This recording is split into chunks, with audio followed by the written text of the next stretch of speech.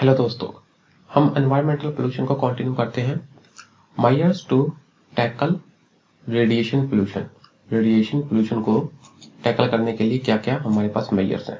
Radiation pollution main thing है जी, prevention is better than cure. कोशिश करो कि रेडिएशन पोल्यूशन हो ही ना। एक बार जब रेडिएशन फैल गई तब हम कैसे उसको टैकल करेंगे, तब बहुत ही मुश्किल है। इससे बेहतर है कि क्या करें, प्रिवेंशन के ऊपर फोकस करें। ये लाइन आपने ज्यादा कर लेनी है, ऐसे में भी काम आएगी। As there is no cure available for damage caused by radiation. एक बार रेडिएशन ने डैमेज कर दी तो कोई इलाज नहीं है, तो फिर क्या करें। So focus should be to control measures, should be on control measures. तो कंट्रोल करने की कोशिश करो कि रेडिएशन पोल्यूशन हो ही ना। ठीक है। All safety measures related to handling use of radioactive material should be strictly enforced.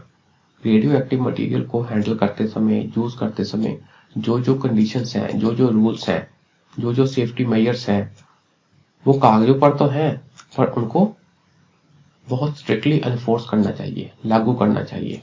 ये बात होगी। There is need of safe disposal of nuclear waste. जो न्यूक्लियर वेस्ट बचा, खासतौर पर हमारे न्यूक्लियर रिएक्टर से या लेबोरेटरी से, तो उसका सेफ डिस्पोजल करना चाहिए, ऐसे ही नहीं फेंक देना चाहिए। Complete ban on nuclear weapons. Nuclear weapon के ऊपर बैन लगा दो। क्या जरूरत है भाई इतनी खतरनाक हथियार बनाने की। Nuclear explosion testings of bombs, उसके साथ साथ इनकी एक्सप्लोजन करने या टेस्ट करने न्यूक्लियर बम की, इसको भी क्या कर दो, बैन कर दो। Proper safety kit for workers working near by a nuclear reactor. तो जहां पर न्यूक्लियर एनर्जी का निर्माण हो रहा है तो उसके आसपास वाले वर्कर्स के लिए भी क्या करें, प्रॉपर सेफ्टी किट, ताकि रेडिएशन उनमें उनके शरीर के अंदर ना जा पाए। ऐसे प्रॉपर कोट वगैरह होते हैं, मटेरियल ऐसे बने होते हैं कि रेडिएशन उनके अंदर घुस नहीं सकती। फिक्सिंग अकाउंटेबिलिटी, ये बहुत इंपॉर्टेंट पॉइंट है। Not in case of nuclear energy या न्यूक्लियर रेडिएशन अलोन, सिर्फ इसके एरिया में नहीं, वैसे भी जो हम आप ये पॉइंट ना और भी कई जगह काम आएगा। रिस्पॉन्सिबिलिटी फिक्स करो, हर किसी की रिस्पॉन्सिबिलिटी फिक्स करो। पॉलिटिकल हेड की, वहां टेक्निकल स्टाफ की, क्लर्क की, हर किसी की। Development of environmental friendly sources of energy. ऐसे सोर्सेस ऑफ एनर्जी पैदा करो जो कि एनवायरमेंट के लिए फ्रेंडली हो, अधिक पोल्यूशन नहीं करते हो, ताकि हमको न्यूक्लियर एनर्जी या किसी और पोल्यूशन करने वाली एनर्जी के ऊपर डिपेंड ना रहना पड़े, एनर्जी सोर्स के ऊपर डिपेंड ना रहना पड़े। Environment friendly sources of energy को डेवलप करो।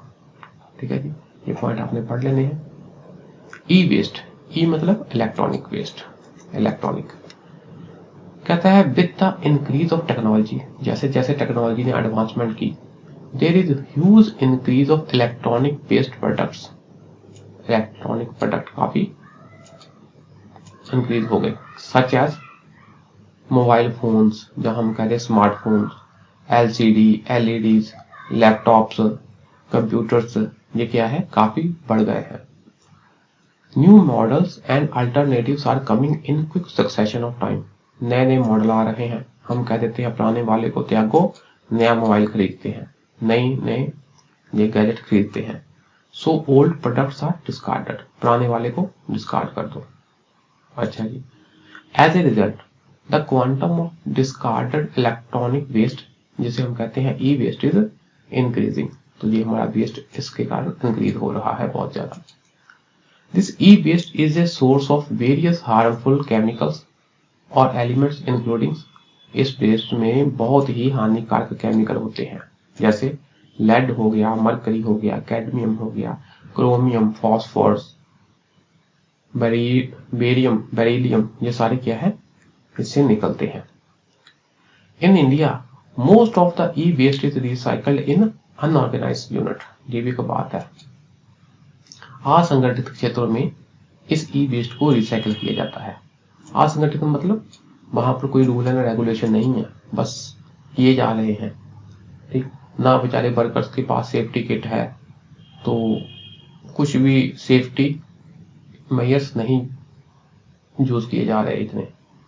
Here man power recover metal by primitive means without using safety methods, या सेफ्टी इक्विपमेंट इनका यूज नहीं करते, बस ऐसे हथौड़े से मार पीट कर फिर उसको आग में पिघलाकर किए जा रहे हैं। उनके फ्यूम्स, धुआं निकलता है, उनके अंदर इनहेल हो जाता है।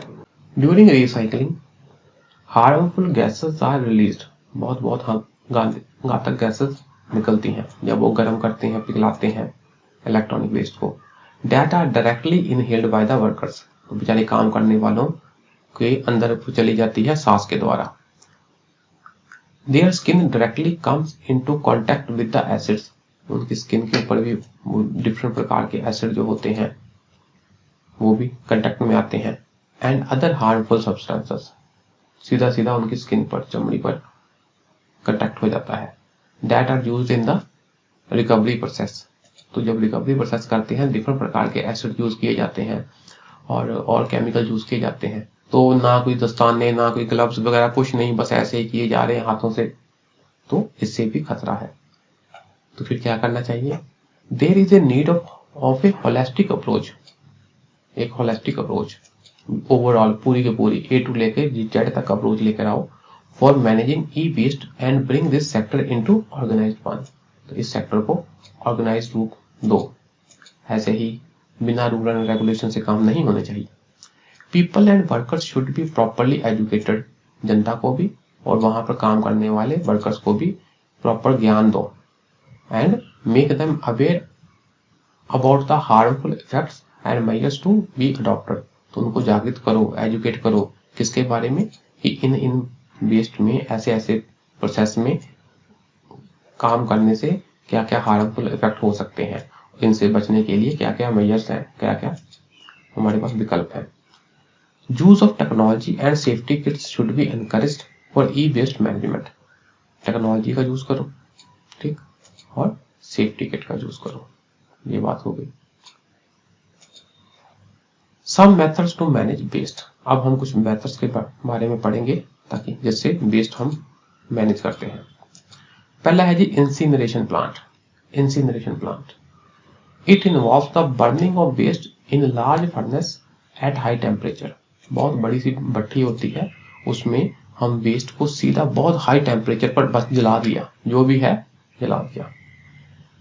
इन incineration plants the recyclable material is segregated first, जिसको हम रिसाइकल कर सकते हैं उसको निकाल लो। And the remaining material is burn to produce ash, बाकी सबको क्या करो, हाई टेम्परेचर पर आग लगा दी ताकि क्या बन जाए, राख, बात खत्म। The process, in the process, है ना, सिंपली कह दो द प्रोसेस, ठीक था पहले।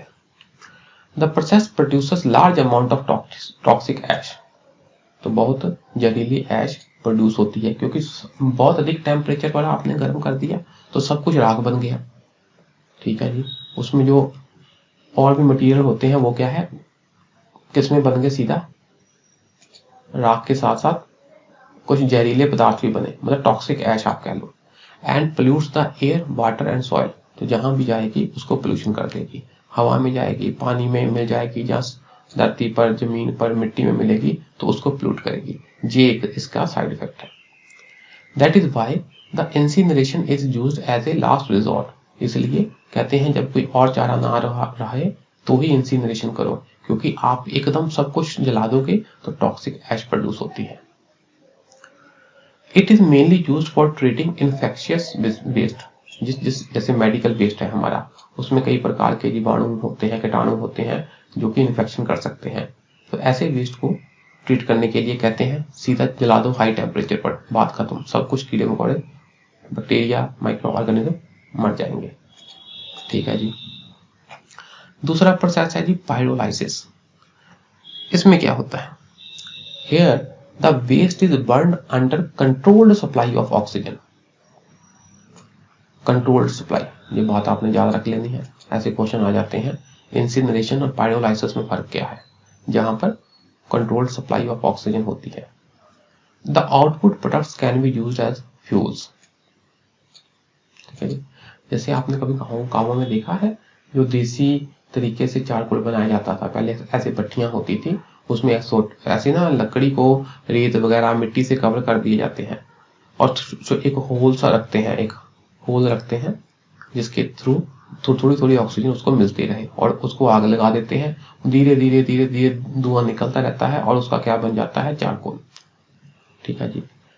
पायरोलाइसिस ऑफ कार्बोनेशियस वेस्ट, जिसमें कार्बन होता है, ऐसा वेस्ट जैसे वुड हो गया, कोकोनट हो गया, कैश्यू के शेल हो गए बाहरी परत, राइस हस्क हो गया, है ना, पैडी का भूसा जो चावल के खेतों में है ना, rice husk, paddy straw, sawdust, ये सारे जिसमें क्या है, कार्बन होता है।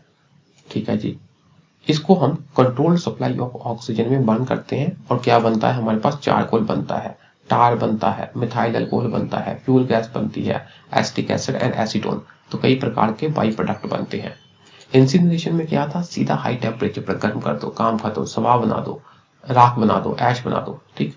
तो पायरोलाइसिस में क्या है, कंट्रोल्ड सप्लाई ऑफ ऑक्सीजन में हम इसको बर्न करते हैं, स्पेशली किसको, कार्बोनेशियस वेस्ट को, जिसमें कार्बन होता है, तो एंड प्रोडक्ट हमारे जे बन जाते हैं। ठीक है जी। आगे बात आती है जी कंपोस्टिंग की। कंपोस्ट बना दो, खाद बना दो। In this process microorganisms decompose degradable organic waste in the presence of oxygen. जो सूक्ष्म जीव होते हैं वो क्या करते हैं, डिकम्पोज कर देते हैं, किसको, ऐसा वेस्ट जो कि डिग्रेडेबल हो,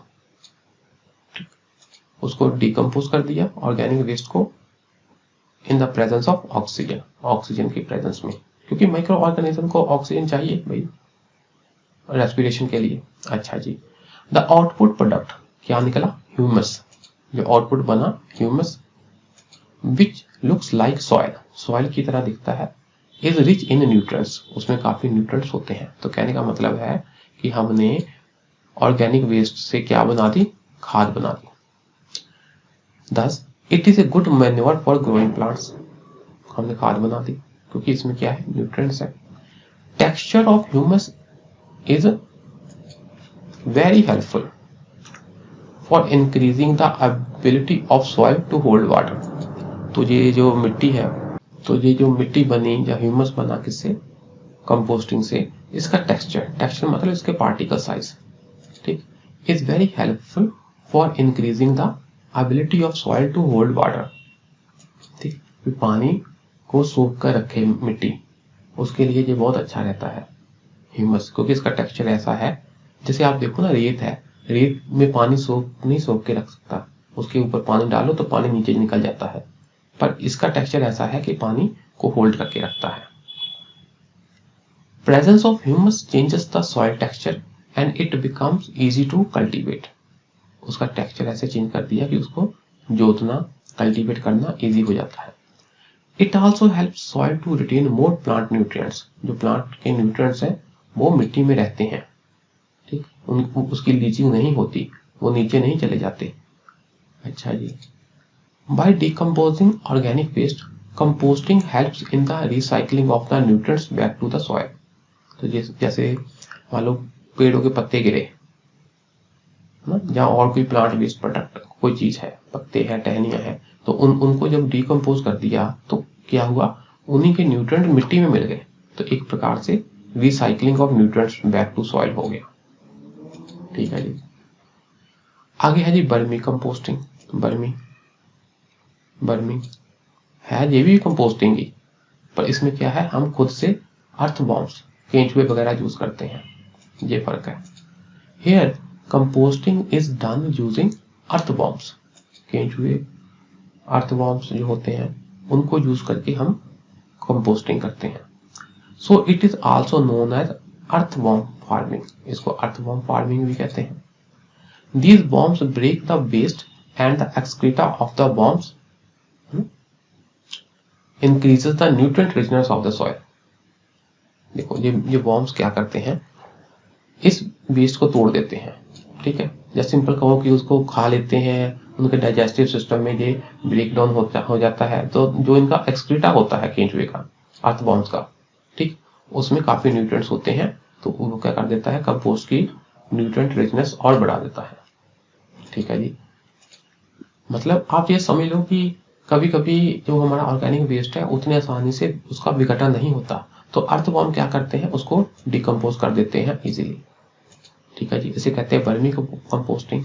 तो ये आपने याद रखना है, कंपोस्टिंग और वर्मी कंपोस्टिंग में क्या फर्क है। वर्मी में हम खुद से अर्थवॉर्म यूज करते हैं। ठीक है जी, आगे बात आती है जी बायो रिमीडिएशन। हमने रिमीडिएशन करना है, पोल्यूशन को निकाल देना है। कैसे? बायो का यूज करके। बायो मतलब कुछ लिविंग ऑर्गेनिजम्स का यूज करके। It is a remediation with the help of micro organisms. तो माइक्रो ऑर्गेनिज्म की हेल्प से हम पोल्यूटेंट को साफ करते हैं, पोल्यूटेंट निकालते हैं। कैसे? रिमीडिएशन करते हैं। हियर माइक्रो ऑर्गेनिजम्स, सूक्ष्म जीव, चाहे वो फंगाई हो सकते हैं, फफूंदी या बैक्टीरिया हो सकते हैं, are used to degrade pollutants into less toxic forms. तो पोल्यूटेंट को डिग्रेड कर दिया जाता है, किसमें? लेस टॉक्सिक फॉर्म में। किनके द्वारा?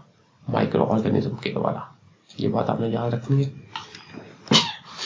माइक्रो ऑर्गेनिज्म क्या है? सूक्ष्म जीव ही तो है, जीव है, तो इसलिए इसका नाम पड़ गया बायो रिमीडिएशन।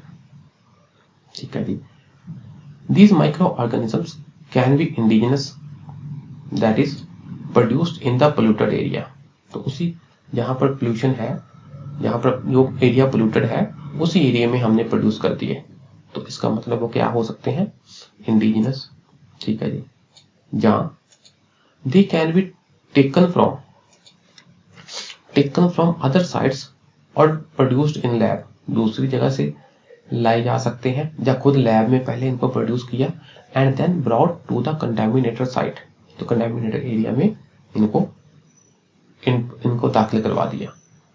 ठीक, तो सिंपल सी बात है, अपने आप वहीं पैदा हो सकते हैं, या हम उनको जनरेट करके या कहीं और जगह से लाकर कंटामिनेटेड एरिया में डाल दें। अच्छा जी, इफ द कंटामिनेटेड एरिया और pollutants are treated at the site, अगर जिस जगह पर है उसी पर उनको ट्रीट किया जाए, it is called in situ remediation. तो इसे क्या कहते हैं? In situ remediation. Otherwise if it is treated at place other than its place of origin, then it is called ex situ remediation. किसी और जगह पर जाकर उसको साफ किया गया, रिमीडिएशन किया गया, ट्रीट किया गया, तो उसे कह देते हैं एक्स सिटू। तो इन सिटू और एक्स सिटू का मतलब आपने समझ लेना है क्या है। इन सिटू, एक्स सिटू।